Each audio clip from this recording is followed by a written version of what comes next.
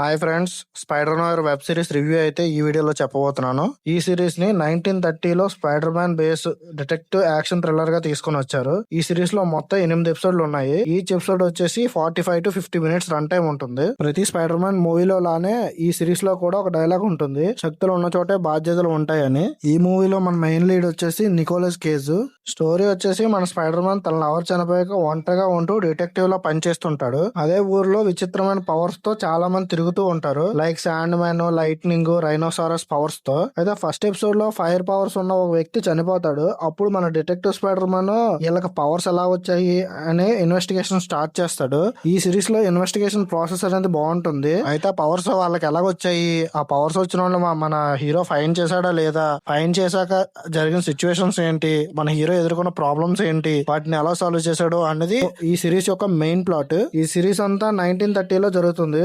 So అప్పటి locations and detailing బాగుంటుంది. ఇంకా స్పైడర్ మ్యాన్ మూవీస్ అంటేనే యాక్షన్ సీక్వెన్సెస్ తో హై ఉంటాయి, కానీ ఈ సిరీస్ లో తక్కువ ఉంటాయి. కానీ ఉన్న సీన్స్ అయినా బాగుంటాయి. బ్యాక్గ్రౌండ్ మ్యూజిక్ నాకైతే అంతగా ఎక్కలేదు. అంటే ప్రతి స్పైడర్ మ్యాన్ మూవీలో ఉన్నట్టు అంత హై రాదు, కొంచెం లోగా వెళ్తుంది అనమాట మ్యూజిక్ వచ్చేసి.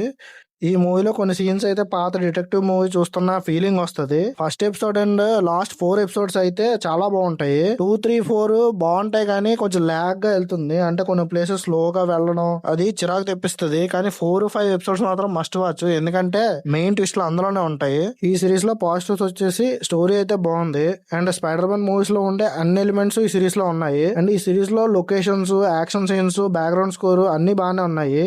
యాక్టర్స్ యాక్టింగ్ అయితే బాగుంటుంది. మెయిన్లీ మన హీరోది. నెగిటివ్స్ ఏంటంటే సిరీస్ వల్ల స్టోరీ అనేది సీరియల్ వెళ్తున్నట్టు నెమ్మదిగా వెళ్తుంది. కొన్ని ప్లేసెస్ లో అయితే చిరాకు వస్తుంది. విలన్ ని హైగా చూపిస్తారు కానీ ఈజీగా చంపేస్తారు, అది కూడా మన హీరో చంపడు, అంటే స్పైడర్ మ్యాన్.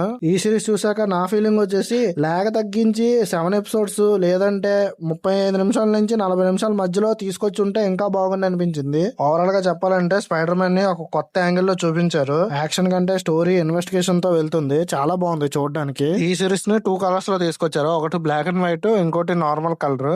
ఈ సిరీస్ ప్రైమ్ వీడియోలో స్ట్రీమింగ్ అవుతుంది. ఈ సిరీస్ కి నా రేటింగ్ వచ్చేసి 3.25 out of 5. మరిన్ని ఇలాంటి రివ్యూస్ కోసం మన ఛానల్ ని సబ్స్క్రైబ్ చేసుకుని బెల్ ఐకాన్ ఆన్ లో పెట్టుకోండి.